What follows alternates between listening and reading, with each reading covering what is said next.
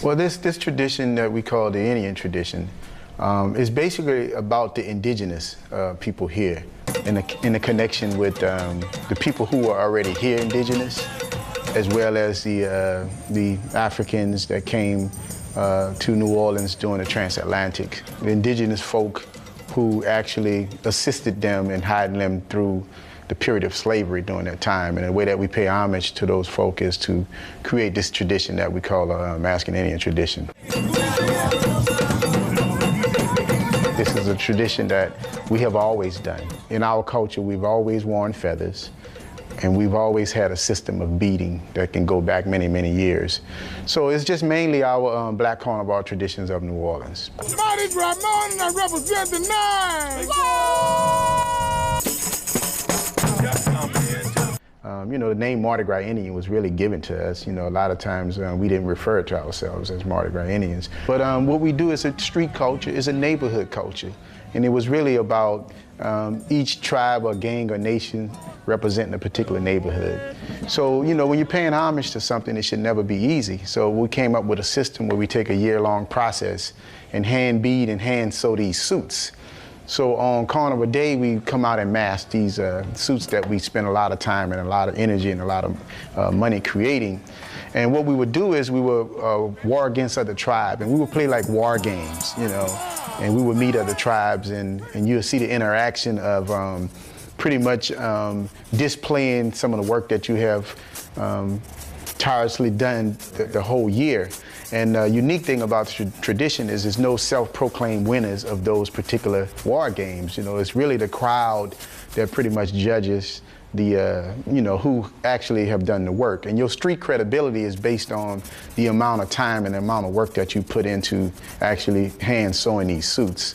A lot of times we come up with our own ideas, we come up with our own theme, and you creating these suits all year, but what you realize is on Carnival Day, when you walk out that door, there's a lot of people out there waiting for you. So basically, you get a brief understanding immediately that this culture doesn't really belong to you. It belongs to the communities, and it belongs to the people.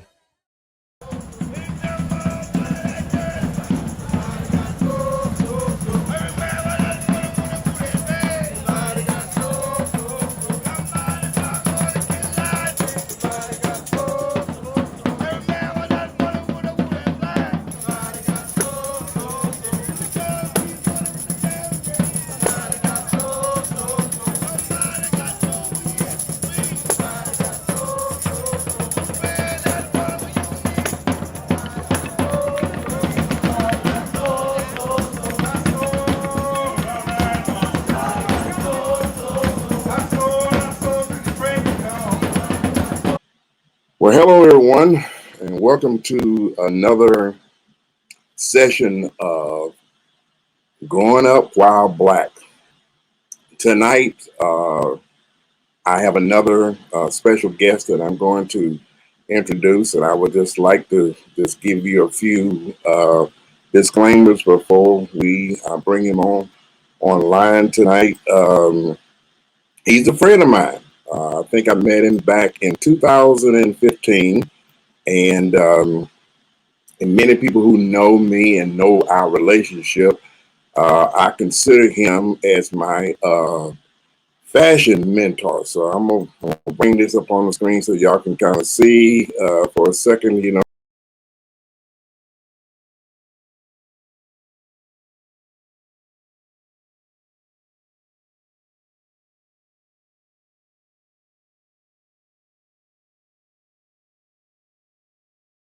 introduce to some and present the others. My friend, Mr. Thomas C. Dean III. Good Happy evening, Mardi Mr. Gras. Happy Mardi Gras, preacher. How you doing? I'm doing well, man. It's Mardi Gras in New Orleans today. I know, when most of the time when people in Georgia, especially the Atlanta area, the only time we think about New Orleans and stuff is when we playing football and stuff like that. But that rivalry that we have between the Falcons and who that Well, the Saints. And I know you're a big Saints fan, and y'all really turn it up when y'all getting ready to have a game and stuff. I watched some of your videos on Facebook and everything, so I know y'all know how to party and everything. And I'm just honored to have you here on tonight. And let's just go back and say, let the people know how did you get to Georgia? What brought you to Georgia? I guess it was just a divine plan. I moved to Georgia as a result of Hurricane Katrina and the disaster in New Orleans.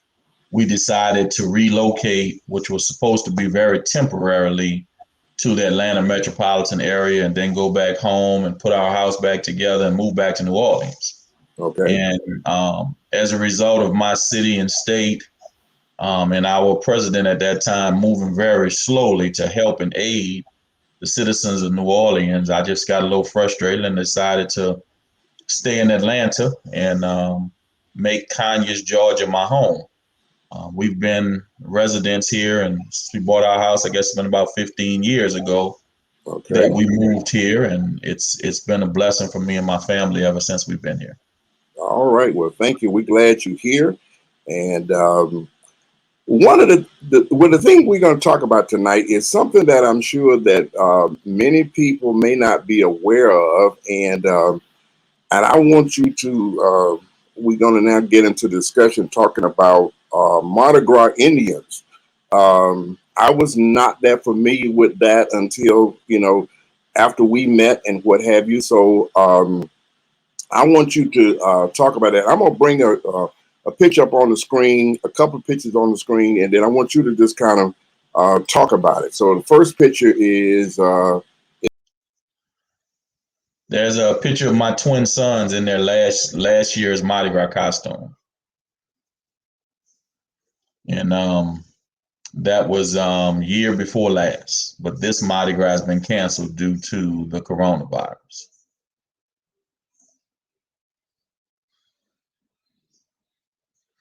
And that's a picture of myself with the Chiefs Derby on, and my nephew, who is actually the active chief of our tribe now. Since I retired, I passed the tribe on to him.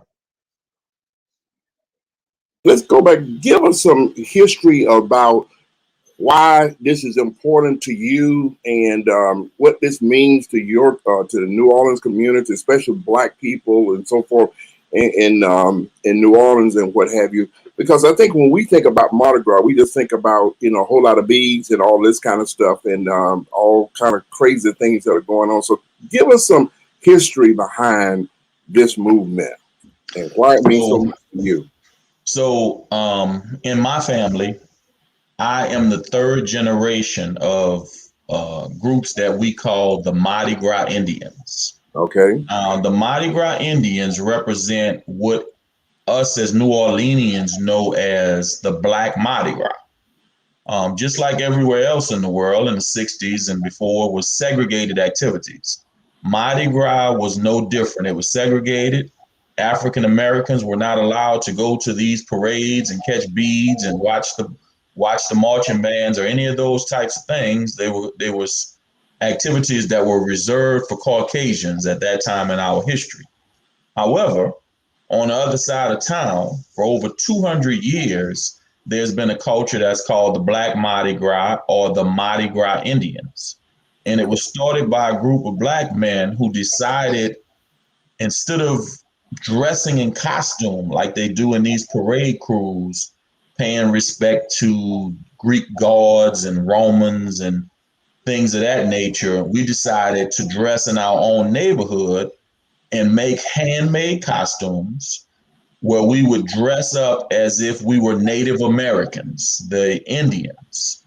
And the reason we chose the Indians is because, and a lot of people don't know this, before there was an Underground Railroad or Harriet Tubman, the abolitioners, if there was a slave that made it away running from a active plantation, especially in the South, Florida, Louisiana, Alabama, if they made it to an Indian reservation, these Indians were prepared to take that slave in, dress him up as if he was a member of their tribe, paint on his face, wig on his head, in their buckskin outfits or whatever their native garb was, and hide them amongst the Indians so that when these slave masters came to the borders of the reservations, they were quick to say, we have no one here that belongs to you.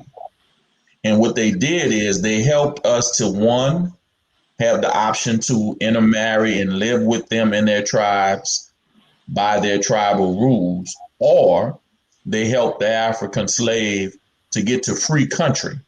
And whether that was up north or certain parts of Florida, they would get us on horseback, the slaves that were runaways, and help bring them to free country. So the first route of freedom for many slaves that were runaways was linking with Native Americans who helped them accomplish this.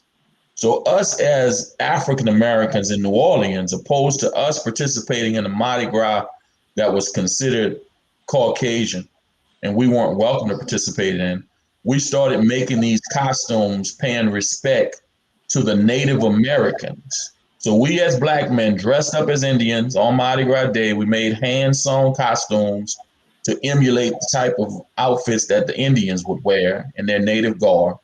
And then the tradition grew and grew and grew. I mean, it started off with us using, turkey and eagle feathers to make headdresses like the Indians would do, and taking buckskin and making designs in the front and back and apron sections of buckskin by using fish scales and cutting the fish scales into shapes of sequins and sewing those onto the buckskin costumes as authentically as we could to look like Native Americans. That's how the Black Mardi Gras and these Mardi Gras Indians started off. And we would parade singing chants, which are traditional Mardi Gras Indian songs, through the Black neighborhood, not on St. Charles Avenue, Canal Street, all the places that you see on the news where the active Mardi Gras floats and parades roll. In order to see the Mardi Gras Indians, you had to come to the back streets in the African American neighborhood. And here we are 200 years later. Now my sons are the fifth generation in my family that wears a Mardi Gras Indian costume. They're following along in the culture. My grandfather was a chief of a tribe. My uncle, who was his nephew, was a chief of another tribe. And then my grandfather passed the stick, which was representative of being a chief.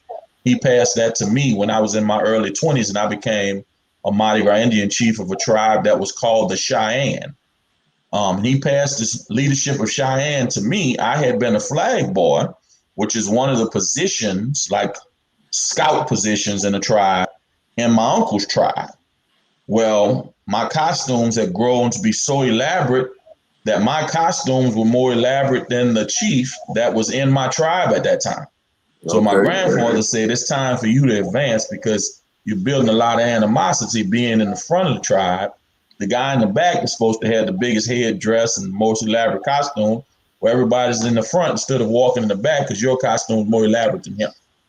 So as a result of my training from my uncles and my dad and my grandfather, I came from a long list of winning Mardi Gras Indians. Now, I became chief at 23 years old. I was the youngest chief in New Orleans at that time. And I changed the name of my grandfather's tribe from the Cheyenne to the Young Cheyenne because I was the youngest chief in the city. I reigned as chief in that position, maybe 15 years, 12 years before I decided to give it up. And I passed the stick to my little cousin. He always tells people he's my nephew, but he's actually my first cousin. And he's now the chief of the Cheyenne tribe. So my sons, after they graduated high school, they wanted to reconnect and start continuing to mask as Mardi Gras Indians again. The mom, my wife, their mama's rule was she wanted them to finish high school first, because when you're making these costumes, it takes an entire year. It's all hand beaded, hand sewn, decorated. It's expensive and time consuming to make these fabulous costumes.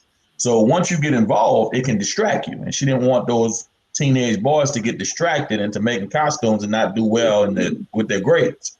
So as soon as they graduated, we got them together and they wore costumes for the second time. The first time they wore costume, they were 5-year-olds and they masked with me when I was a chief. And they wore costumes that was a peach color. And then they masked with me that time. The next time they masked again, they were 18 and out of high school. And they went back to New Orleans and masked with my nephew, who was the chief at that time.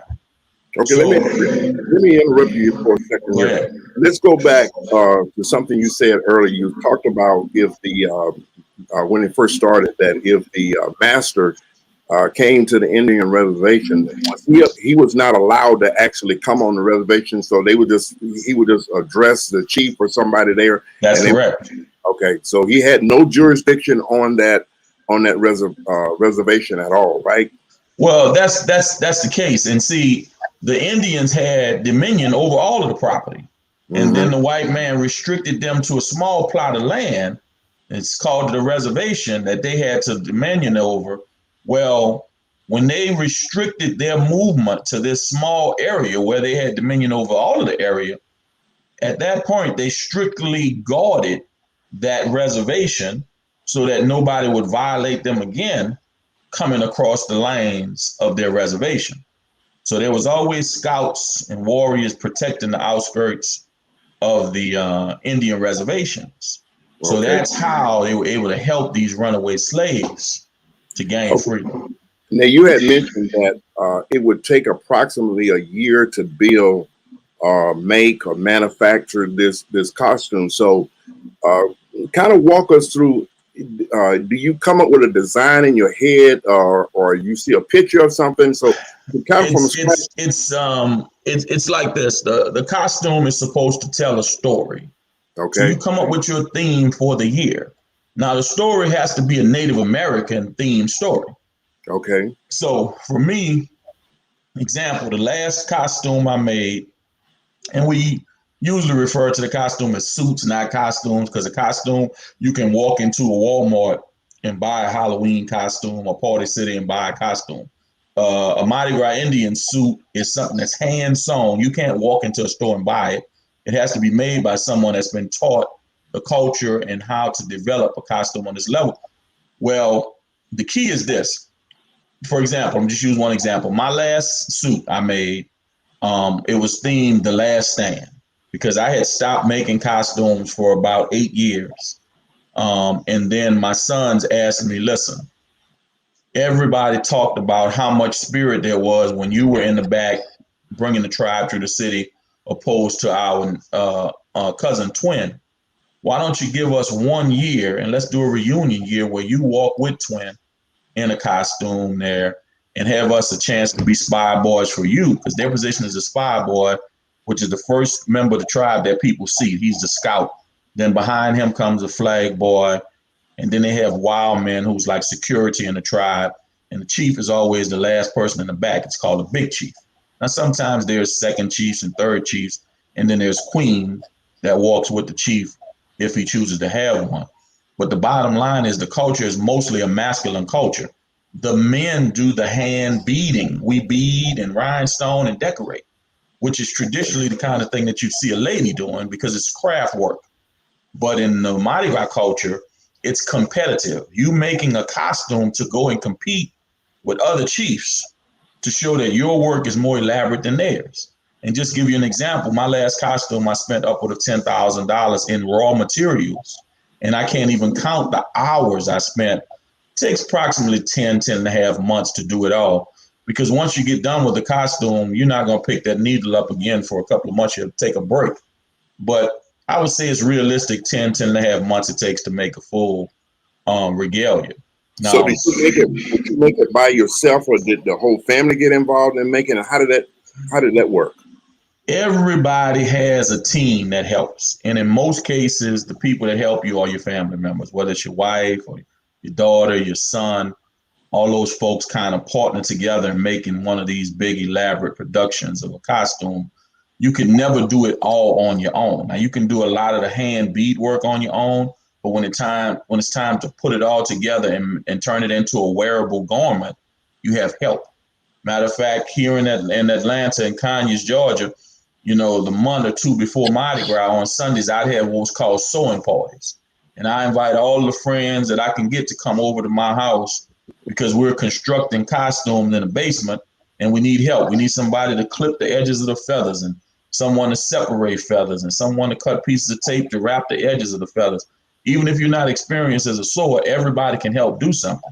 So the way we entice people to do that, say, hey, we're having a sewing party. In New Orleans, we always give the best party. So we're going to have some music playing. We're going to have some food cooked. We're going to have something for you to drink. And it's going to be a festive atmosphere, but you're actually bringing everybody together to work to help you get this costume finished.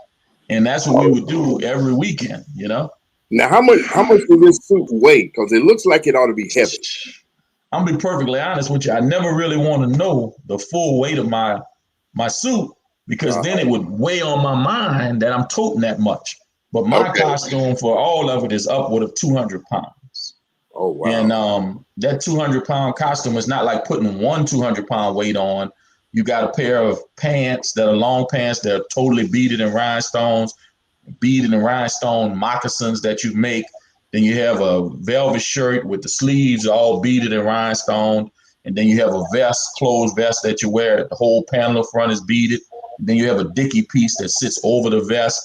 It's all beaded in rhinestone, trimmed with velvet ruffles. And then you have a headdress that you sit on with elastic, fits you like a baseball cap. But on your head, you stand 8 foot tall with that headdress on.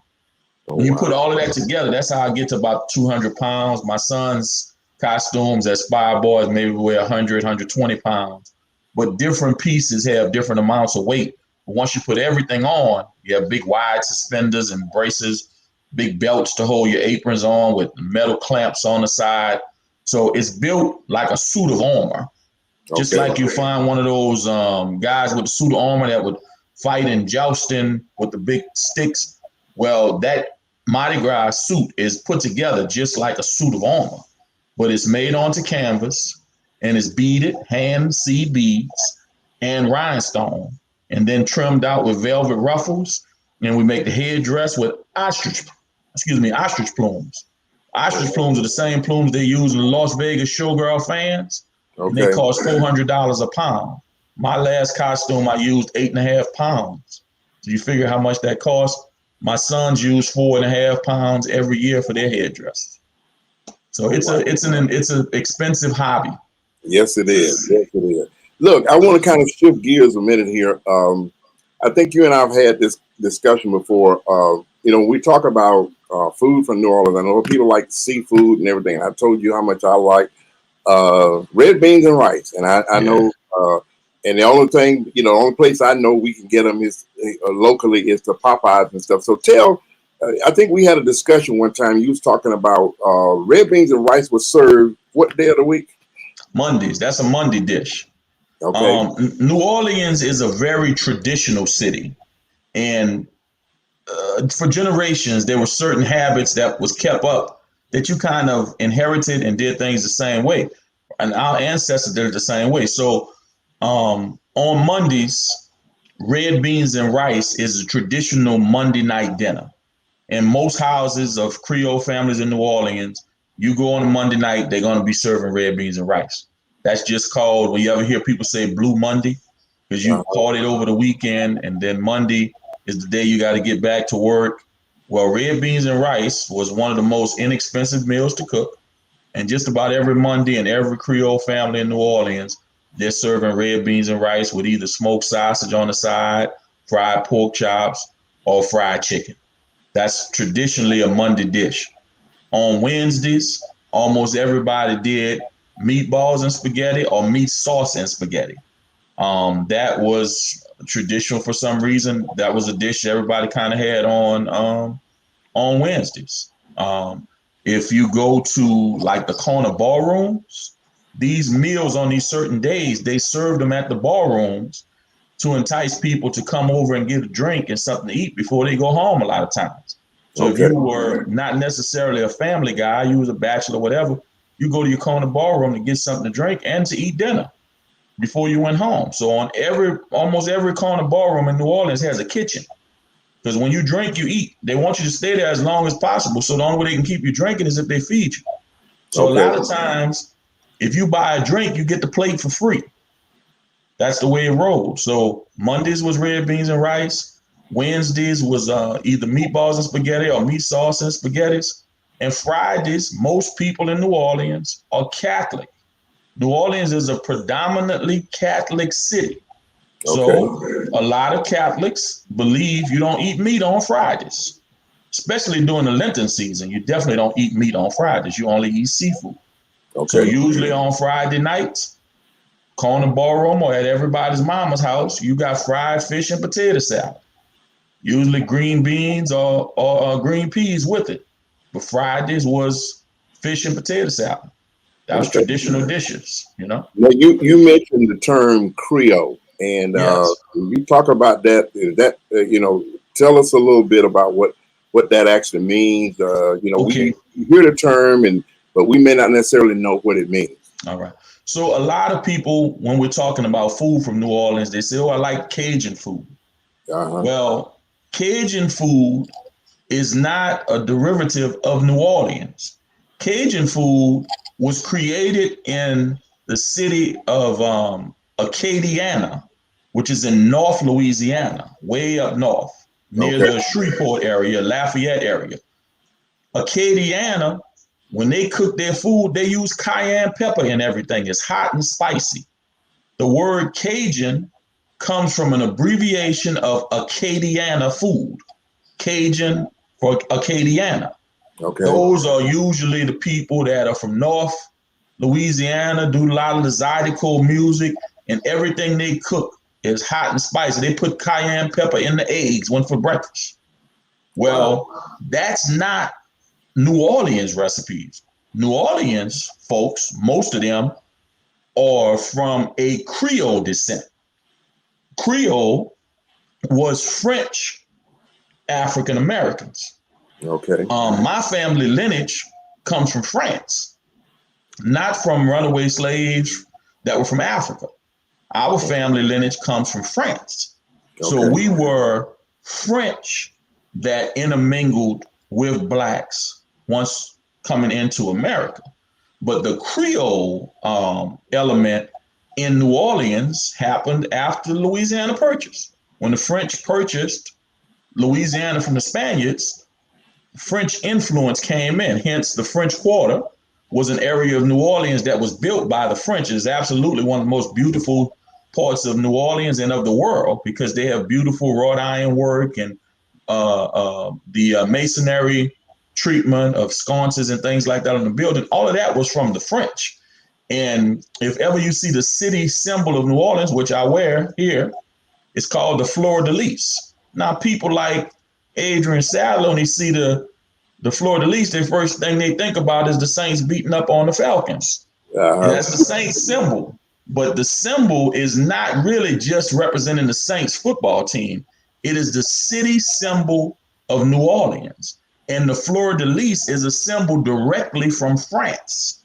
So I grew up in a Creole family that had recipes. And in Creole recipes, those recipes are known to be very full flavored, well seasoned, but not hot and spicy. Hot and spicy is Cajun. Creole is very flavorful, well seasoned food. That's the difference in Creole food versus Cajun food. New Orleans, if you have a true New Orleanian doing recipes like Dookie Chase, it's going to be Creole food, not Cajun. Cajun's from North Louisiana. Okay. Well, Mr. Dean, we're going to close it out here. We thank you so much for your time and giving us that historical perspective. And I'm sure that many people did not understand or know what the Black Mardi Gras Indians were all about. And I'm just so grateful that you were on tonight to talk about this and everything. I want to just ask this question, then I want you to just kind of, fill in with a few thoughts that you might have that we did not cover. Ash Wednesday. Now, what did that mean to the Mardi Gras Black Indians are. What did y'all do on Ash Wednesday? So, what people don't realize is Mardi Gras, as it exists, is a Catholic holiday. I'm going to say it one more time. Mardi Gras is a Catholic religious holiday. Okay. It is the last day before the Lenten season begins in the culture of Catholics. Ash Wednesday is the beginning of the Lenten season. So Mardi Gras was called Fat Tuesday because that was the day that you overindulged in all of the food and drink that you were going to give up for the entire Lenten season. That's where Mardi Gras came from. It became this big, huge festival all behind I'm trying to get my fill of my favorite drink, my favorite music, my favorite food, because I'm getting ready to give it up for 40 days. Lent is starting tomorrow. So Ash Wednesday is the first day of the Lenten season. You get the ashes put on your forehead. I grew up as a Catholic. I didn't get baptized into the Protestant faith as a Baptist until I was 16 years old. So as a boy, I grew up as a Catholic, and a lot of members of my family are still Catholic. But the bottom line is Mardi Gras was not just a big old buffoon show like they try to show on television. Everything that you see on television for Mardi Gras when ladies are flashing their shirt up to get beads, those are tourists. People from New Orleans, we don't do that. It's a family holiday. We go to the beginning of these parade routes. They have a barbecue grill out on the medium, ladders with the babies on the ladders, catching throws, you're dancing, you're cooking up some ribs and some food and nice po' boy sandwiches, and you're on the parade road. You get out there in the morning at 10 and 9, 10 in the morning. You may stay until 8 at night, but it's a family activity. The people that you see on television with all the hoopla, that's only in the French Quarters in the downtown area. Locals don't go to the parades in the French Quarters or the downtown area. That's the end of the parade route where everybody's acting rowdy. We go to the beginning of the parade route where all of these crews are fresh and they're just getting started and they're not drunk. They're throwing beads nicely so the kids can catch them and collect these souvenir doubloons and beads. It's a family activity. Now, like I said, that's still looked upon as the Caucasian Mardi Gras. The Black Mardi Gras is in the neighborhoods with the Mardi Gras Indians, 200-year-old tradition. And I challenge everybody that's watching this podcast to Google the Mardi Gras Indians or the Black Mardi Gras Indians or the Black Mardi Gras of New Orleans, and you'll see hundreds of pictures and live videos showing us in the regalia doing Mardi Gras. There's many of those pictures you'll see. That's me, because I was chief of the Young Cheyenne for many years, and my family won trophies as the best dressed on St. Joseph's Night, another Catholic holiday. The only time the Mardi Gras Indians wear their costumes at night is St. Joseph's Night. And you usually have a trophy winning contest where we actually competed to see who had the best suit, and you get a trophy for your suit being superior. I won many of those trophies. My uncles, my grandfather, they all were trophy winners. So my family was not known for just being a long-time participant. We were known for having winning costumes. Now my sons have been participating for the last 4 years, and they have the best Spy Boy costumes every year. And I'm not just saying it because it's my sons. If you pull up the pictures of the Young Cheyenne, the Red Cheyenne, the family tribes of ours, you'll see how elaborate the costumes are. But you can Google it now. Everything is on Google. Google it, educate yourself. But in this Black History Month, we want people to understand that, first of all, Mardi Gras is a family holiday for us New Orleanians, not just the tourists. And the Black Mardi Gras is very significant, and people from all over the world come to see us with these huge costumes on. You've heard of the Neville Brothers. The Neville Brothers band started with Aaron and Cyril Neville because their uncle was a Mardi Gras Indian chief, Big Chief Jolly of the Wild Chapatulas. They started singing behind Big Chief Jolly in his Mardi Gras costume. And then they formed this group and started singing for profit. But it all started walking with their uncle in his Mardi Gras costume, and they were the background singers for Big Chief Jolly. So it's really a lot of spicy cultural history involved. But I just like people to know that in New Orleans during Mardi Gras, there is such a thing as a deep-seated Black cultural activity that we spend thousands of dollars and countless hours to make costuming that is all hand beaded by hand, and the men do the beading. The ladies help, but the majority of the main pieces in the costume are beaded by the men that wear it. It's a masculine culture. There's some women that participate and wear costumes, but they're the minority. The majority is men that use their handiwork to show the craftsmanship. So I really appreciate Reverend Sadler giving me an opportunity to share this little bit of Black history. But you know, us in different parts of the country, here in Atlanta, we're closer to the East Coast than the Deep South. But about 6.5 hours away, you got the biggest free show in the world, Mardi Gras in New Orleans. This year, Mardi Gras was canceled because of our pandemic. It wasn't safe to have all the tribes in their costumes. The floats didn't run. There's no parades. Bourbon Street is locked down. All the bars and clubs on Bourbon Street, entertainment, live entertainment, shut down for the week to make sure that it wasn't a super spreader event like it could have been. So I can appreciate that. Even though my sons didn't get a chance to wear their costume this year, they'll wear them next year, 2022. Well, thank you so much for your time. God bless you, and we enjoyed this education tonight. And we pray that you will continue to be safe. And tell the family I said hello and good night. I'll do it, preacher. Good night.